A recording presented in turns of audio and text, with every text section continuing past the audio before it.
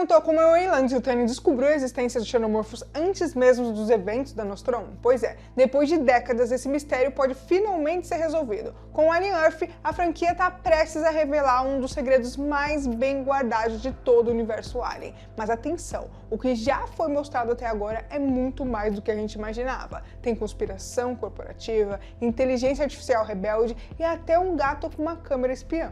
E hoje a gente vai analisar tudo mesmo que já foi revelado sobre essa série que promete sacudir a franquia de Alien. Então se você é fã de Alien ou só tá aqui de curioso para saber como os monstros chegaram à Terra, bora pro vídeo. E aí pessoal, tudo bem com vocês? Se você não me conhece e acabou de chegar aqui no canal, bem-vindos, eu sou a Thalia Moitinho. Bom, em 2024 a franquia Alien ganhou uma nova vida graças ao lançamento de Alien Romulus. O filme gerou bastante conversa, tá? Teve quem adorou os aspectos técnicos, o elenco e a história, e teve quem criticou, mas uma coisa a gente não pode negar, foi um sucesso. Além de conquistar uma bilheteria 4 vezes maior do que seu custo de produção, Romulus teve um papel fundamental ao recolocar a saga nos holofotes, não só nos cinemas, mas também nas conversas dos fãs antigos e de uma nova geração que talvez nunca tivesse visto um xenomorfo na tela grande. Mas o retorno da franquia não para por aí. Antes mesmo da gente saber se Romulus ia dar certo nas bilheterias, uma outra aposta já estava em andamento, uma série para televisão. Na época ela não tinha ainda um nome oficial, era chamada apenas de Alien, e diferente de outras produções, ela não seria só mais uma aventura espacial, tinha algo de novo vindo aí. A série foi anunciada para o canal FX e responsável pelo projeto era o Noah Hawley, conhecido por seus trabalhos nos roteiros de séries como Fargo e Legion. Já na produção executiva, a gente tinha ninguém menos que o Ridley Scott, diretor de Alien original de 1979 e também da polêmica prequels de Prometheus em Alien Covenant, que dividiram opiniões, principalmente a última, tá? A presença do Scott como diretor da série é um indicativo de que o projeto tem ligação direta com o universo estabelecido nos filmes anteriores. Mas o que mais surpreendeu nesse anúncio foi outro: a série se passaria na Terra. Algo totalmente inédito no universo da franquia Alien. Até então, o planeta natal da humanidade só havia servido de cenário em quadrinhos. Isso aí, por si só, já provocou especulações entre os fãs, porque sugeria uma abordagem diferente, talvez até mais próxima da nossa realidade. Em vez de espaçonaves distantes e colônias em planetas muito longe, a ameaça alienígena estava aqui, agora, no nosso mundo. Logo após o anúncio da série, começaram a surgir as primeiras informações sobre a trama e os seus personagens, e tudo indicava que Alien Earth traria elementos bem diferentes do que a gente já estava acostumado a ver na franquia. A história introduz uma nova corporação chamada Prodigy, que se coloca como uma rival direta da já conhecida Weyland Yutani. Enquanto a Weyland Yutani é famosa pelos desenvolvimentos de androides e inteligência artificial, a Prodigy aposta em avanços ainda mais ousados, a transhumanização, ou seja, a transferência de consciência humana para corpos sintéticos. Esse conceito não é apenas uma ideia filosófica dentro da série, ele serve como base para um dos personagens centrais, uma transhumana chamada Wendy. De acordo com os vazamentos da época, Wendy seria uma consciência de uma criança humana transferida para um corpo artificial com habilidades físicas sobre-humanas. Segundo as informações, a Wendy se tornaria a líder de sua espécie, iniciando uma rebelião dos sintéticos contra os seus criadores humanos. Um cenário que muitos fãs imediatamente compararam com Blade Runner, também produzido pelo Ridley Scott, por conta da temática de rebelião e identidade sintética. Essa semelhança gerou muita controvérsia entre os fãs da franquia Alien, já que essa proposta parecia destoar do estilo e tom mais biológico e orgânico da saga. Outro dado importante revelado naquele momento foi o posicionamento da série na linha do tempo oficial da franquia. A princípio, Alien Earth se passaria em 2090, ou seja, alguns anos antes dos eventos de Prometheus. Isso gerou a teoria de que a série teria uma forte conexão com as prequels dirigidas por Ridley Scott, especialmente considerando a proximidade cronológica. Esse detalhe causou uma divisão entre os fãs. Alguns esperavam que a série servisse para aprofundar ainda mais no universo da prequel, enquanto os outros torciam para que a abordagem seria mais próxima do terror claustrofóbico e imprevisível do filme de 1979. Com o tempo, mais informações começaram a surgir, e junto com elas, as primeiras artes conceituais oficiais da série. Esses materiais foram essenciais para que os fãs começassem a montar o quebra-cabeça. A primeira imagem revelava uma nave acidentada no meio de uma cidade, que eu não vou lembrar o nome agora, mas na edição eu vou estar colocando na tela aí para vocês. Um nome que desde então se tornaria recorrente nos materiais promocionais. A segunda arte mostrava um grupo de militares em missão de exploração encontrando os inconfundíveis ovos alienígenas, também conhecidos como ovomorfo. Já na terceira imagem, um dos soldados parecia ser atacado por uma criatura criatura num ambiente sombrio e fechado com aquela estética clássica da franquia. Essas imagens não só confirmavam a presença dos xenomorfos, como também sugeriam que o local do acidente, aquela cidade mostrada na primeira arte, estaria sob o domínio da Corporação Prodigy. A consequência disso, a Weyland Yutani seria forçada a entrar em cena enviando os agentes ao local para recuperar recursos valiosos, incluindo, claro, as perigosas espécimes alienígenas. E essas revelações colocaram os fãs em alerta. Parecia que a gente estava diante de uma disputa corporativa envolvendo criaturas letais e tecnologias experimentais. Tudo isso em pleno solo terrestre. E fosse só um pouco antes da estreia de Romulus que a série recebeu finalmente o seu título oficial de Alien Earth. E isso aconteceu por meio de um teaser curtíssimo, que apesar de mostrar muito pouco, causou bastante impacto. O vídeo apresentava uma imagem simples, o planeta Terra refletido no domo liso da cabeça de um xenomorfo. Em seguida, a criatura meio que rosna para a câmera e ataca. E então que a gente vê o título oficial da série surgir na tela. E o detalhe mais importante desse teaser não é o visual, mas sim o narrativo. A narração com aquele tom épico e nostálgico dos trailers dos anos de 80 e 90. Dizia o seguinte: no ano de 2120, a Mãe Terra espera. Essa simples frase mudou completamente a cronologia da série. Antes prevista para acontecer em 2090, a história agora vai se passar em 2120. Ou seja, 30 anos depois do plano original e apenas 2 anos antes dos eventos do primeiro filme da franquia, no caso o Alien, o Oitavo Passageiro. Só esse detalhe já fez os fãs teorizarem que a série poderia responder à grande pergunta deixada em aberto desde o primeiro filme: como a Weyland Yutani sabia da existência do xenomorfo antes da Nostromo sequer partir em missão. A nova colocação temporal dá margem para acreditar que em Alien Earth pode terminar justamente com o envio do androide Ash como oficial científico infiltrado na nave Nostromo, obedecendo à infame Ordem Especial 937, a queda que determinava dar prioridade à captura de organismo, mesmo que isso custasse a vida da tripulação. Essa teoria ainda não foi confirmada oficialmente, mas com base nas informações dos teasers e da linha do tempo, ela faz bastante sentido. Depois dos teasers que revelou o título da série e a nova linha do tempo, vieram outros materiais promocionais e eles trouxeram muito mais perguntas do que respostas. Um dos teasers mais curiosos e enigmáticos mostrava uma sequência em primeira pessoa, como se a gente estivesse vendo através do olho da criatura, mais especificamente algo parecido com um inseto ou um artrópode voador do tamanho comum. A criatura parecia estar presa, mas ela conseguiu escapar da sua cela e começava a voar pelos corredores da instalação. Durante esse percurso, a criatura sobrevoou ambientes diferentes, inclusive laboratórios, e em um deles era possível ver um casulo por trás dos vidros sujos. Um detalhe que chamou muita atenção: a estética toda da instalação, desde o design de engenharia até a ambientação, era muito similar com a da Nostromos, a nave original da franquia. Em alguns quadros rápidos a gente vê corpos humanos jogados no chão, sugerindo que a tripulação já tinha sido atacada por alguma coisa. No final do teaser a gente vê a criatura se chocando contra uma janela, revelando que toda aquela sequência se passava dentro de uma nave espacial que estava caindo na Terra, passando pela atmosfera e pegando fogo. A nave em questão tinha o sistema de navegação danificado e a contenção de carga tinha falhado e os espécimes estavam soltos a bordo. E essa sequência via acompanhada de mensagens de aviso como: impacto iminente, sistema de navegação danificado, contenção de carga falhou, espécimes estão soltos. Além disso, um outro dado essencial veio à tona. O ano da trama foi novamente confirmado como 2120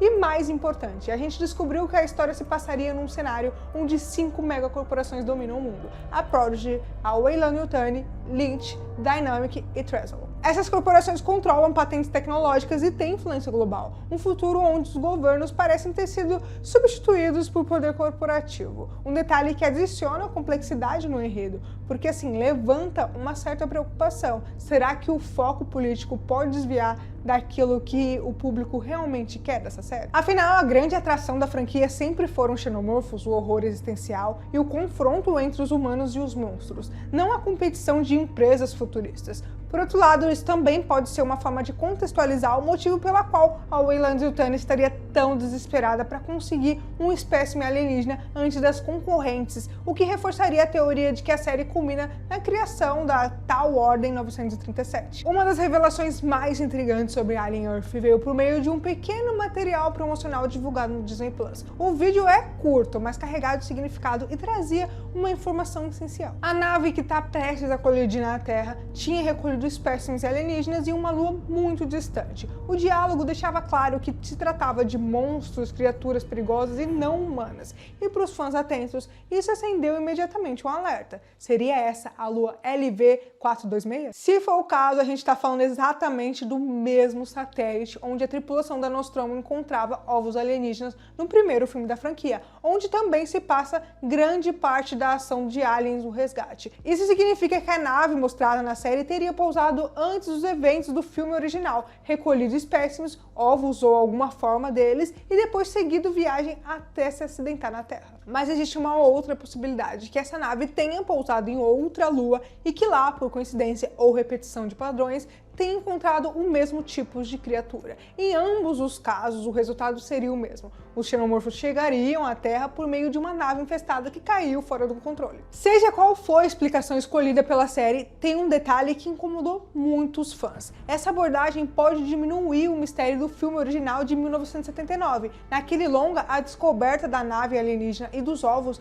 era cheia de mistérios, cheia de desconhecimento, algo que causava medo justamente porque não tinha explicação. Agora, ao mostrar como essas criaturas foram coletadas e trazidas para a Terra de forma explícita, tem quem sinta que a série tá quebrando o miticismo e tornando tudo mais explicado, algo que nem sempre é positivo pro terror. De qualquer forma, essa revelação conecta diretamente a Alien Earth com a mitologia clássica da franquia e sugere que a série vai explorar como os espécimes chegaram às mãos das corporações humanas, um dos maiores mistérios não resolvidos da linha do tempo de Alien. Além dos trailers e teasers, a campanha de divulgação de Alien Earth foi além do convencional e mergulhou no território dos chamados jogos de realidade alternativa. E aí, pessoal, eu tive que mudar de espaço, né? De lugar aqui, porque eu não tô mais na minha casa, tô na casa da família, porque lá na minha casa tá faltando luz, e sempre falta luz quando tá, sei lá, muito calor, que todo mundo tá usando ar-condicionado, ou eu acho que é por isso, né, pelo menos. Ou porque tá chovendo muito, e é um lugar mais afastado, assim, da cidade, então já viu, né? É terrível. Mas enfim, né, galera, essas coisas acontecem. E uma coisa que eu quero muito pedir pra vocês, já deixa o seu like, comenta aí o que você acha do vídeo, a sua opinião, porque isso é muito importante. Você não sabe quanto trabalho tem por trás desse vídeo aqui. Então, por favor, já aproveita, deixa o seu like, se inscreve se você ainda não é inscrito, porque vai me ajudar demais. E eu agradeço já desde o início do vídeo aqui, porque de fato tudo que acontece aqui, eu venho, posto pra vocês, vocês curtem, comenta, compartilha com os colegas. Isso é muito importante, isso ajuda demais no meu trabalho. Enfim, é isso. Bora continuar logo esse vídeo que eu já falei demais. Essa estratégia de marketing imersiva lembra que a gente já viu em outras franquias como Cloverfield, que tem como objetivo envolver os fãs em uma espécie de jogo de investigação no mundo real. A produção criou um evento promocional no qual alguns fãs foram selecionados para participar da chamada Zona de Impacto, o local fictício onde a nave com os espécimes alienígenas teriam caído. Ali os participantes entrariam em uma caça ao tesouro para encontrar a tal caixa preta da nave, uma missão que, segundo os materiais promocionais, pode revelar novas pistas sobre o acontecimento da série. O site oficial até disponibilizou uma contagem regressiva com dias, horas, minutos e segundos até o impacto, que na prática era a data do evento promocional. Mas a coisa ficou ainda mais interessante quando os portais especializados em Alien começaram a relatar o recebimento de kits físicos enviados pela fictícia corporação Prodigy. Esses kits simulavam um envio corporativo altamente confidencial, incluindo documentos e uma suposta caixa preta resgatada na nave acidentada da Weyland-Yutani. O conteúdo do pacote deixava claro que a Prodigy estava investigando a nave rival, suspeitando de informações cruciais escondidas em seus dados internos, algo que poderia ser útil para os seus próprios projetos espaciais. E o que será que tinha dentro dessa caixa? Vídeos gravados em primeira pessoa, mas não por humanos e sim por um gato com uma câmera presa no corpo, uma referência ao filme Alien: O Oitavo Passageiro. O vídeo traz cenas variadas. No primeiro, o gato caminha pelos corredores da nave e entra na sala da mãe. No monitor é possível ver também a existência de vários ovos alienígenas em contenção, além da diretriz muito familiar, uma versão da Ordem Especial 937 ou algo bastante similar. No segundo vídeo, o gato se aproxima de dois tripulantes que conversam sobre suas experiências no espaço e mencionam que se eles não conseguirem voltar para a Terra, eles vão para Arcturus ou Arturion. Algo assim, um desses nomes aí. E é uma referência sutil aos extraterrestres humanoides citados pelos fuzileiros navais em Aliens: O Resgate. No terceiro, ele passa por uma mesa onde dois membros da tripulação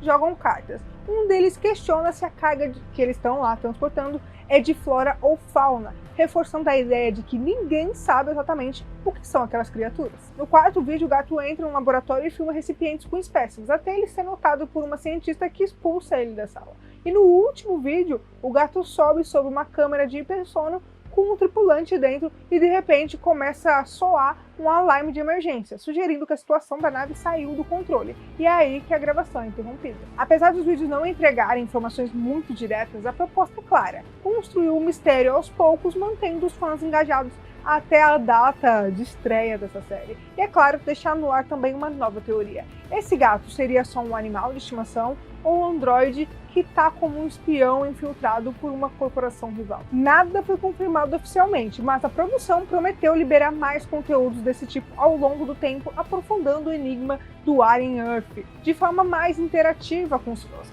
Conforme mais materiais promocionais foram sendo lançados, os fãs tiveram os primeiros vislumbres de alguns personagens importantes que vão estar lá em Alien Earth. E junto com essas revelações vieram também algumas preocupações bem justificativas.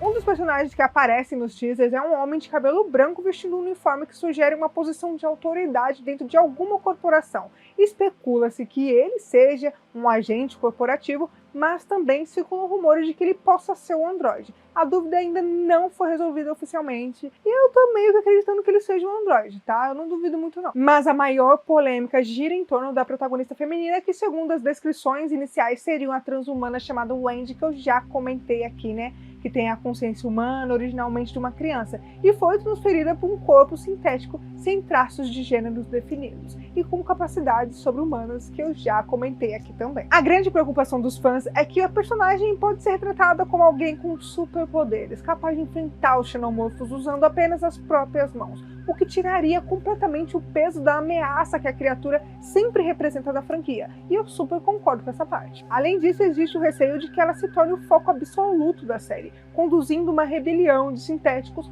contra os humanos, algo que muitos apontam como um enredo mais alinhado como Blade Runner do que como Alien, a semelhança com outros personagens super poderosos que Hollywood tenta empurrar em diversas franquias recentemente, que também não passou despercebida, especialmente pela forma como o público reagiu negativamente a esses estereótipos nos últimos anos. Vale lembrar que essa descrição da Wendy veio de vazamentos feitos há 2 anos atrás, ou seja, as coisas podem ter mudado desde então. No entanto, a aparência da personagem nos teasers reforça a ideia de que muita coisa do conceito original foi mantida. A esperança dos fãs é que a Wendy seja uma personagem bem construída, justificada dentro da história e que não roube o foco do que realmente importa ali, que é o horror, o suspense e a mitologia alienígena. Afinal, a série carrega o nome do quê? De Alien por um motivo, gente. O público não tá atrás de outra coisa. Não tem uma guerra filosófica entre sintéticos e humanos. E por fim, a gente teve o que muitos fãs esperavam, inclusive eu, que foi o primeiro vislumbre do xenomorfo em Alien Earth. A aparição foi breve, um frame bem pequeno mesmo para deixar a gente curioso, que eu já sei disso. Mas o suficiente para causar alvoroço, né? Ainda não é possível confirmar se a criatura foi feita com efeitos práticos ou CGI, mas visualmente ela parece seguir mais a linha de efeitos físicos com estruturas mais realistas e presença em cena, né? Eu adoro ver isso por trás das câmeras, tá? E eu tenho certeza que o diretor gosta disso também, ele colocou isso na série, eu tenho certeza, porque no teaser que a gente vê com a Terra refletida na cabeça do Alien, do xenomorfo, é efeito prático. Eu não sei se vocês sabem disso, eu vou estar colocando aí na tela para vocês. O xenomorfo visto tem um tom esverdeado que possivelmente é resultado da iluminação azulada do ambiente, e a sua estrutura é mais orgânica, lembrando bastante o estilo do Runner, o Alien quadrúpede do Alien 3. E ele também apresenta os tradicionais tubos dorsais característicos dos xenomorfos clássicos. Essa aparição rápida foi transmitida por parte de um comercial exibido durante a cerimônia do Oscar, o que mostra a confiança e a visibilidade que a série está recebendo por parte da Disney e da FX. Com tudo isso, uma coisa fica bem clara: o Alien Earth quer responder mistérios antigos da franquia, conectar pontas soltas e, ao mesmo tempo, expandir o universo com novas ideias, novas corporações e personagens. Alguns, claro, muito polêmicos e outros promissores. Mas, no fim das contas, a grande pergunta permanece: será que essa série vai enriquecer a mitologia do Alien ou vai acabar sendo mais um experimento que não atende o que faz jus a essa franquia tão icônica? Mas agora eu quero ouvir de você. O que você achou dessas revelações? Quais são as suas expectativas para Alien Earth? Será que o xenomorfo realmente vai dominar a Terra? Ou ele vai ser só mais uma jogada das megacorporações? Me conta aqui nos comentários. E se você ficou até aqui, já deixa seu like, se inscreve aqui no canal, já me segue lá no Instagram para ficar por dentro das novidades de filmes e séries e também para ficar por dentro se atrasar o vídeo aqui, que eu sempre aviso lá primeiro e depois aviso aqui, porque, gente, é uma correria, vocês sabem como que é, né? E tem mais conteúdo incrível esperando por você aqui no canal, tá? É só clicar no vídeo, vai estar aparecendo aí na tela agora para você. E bom, por hoje é isso. Um grande abraço e até o próximo vídeo.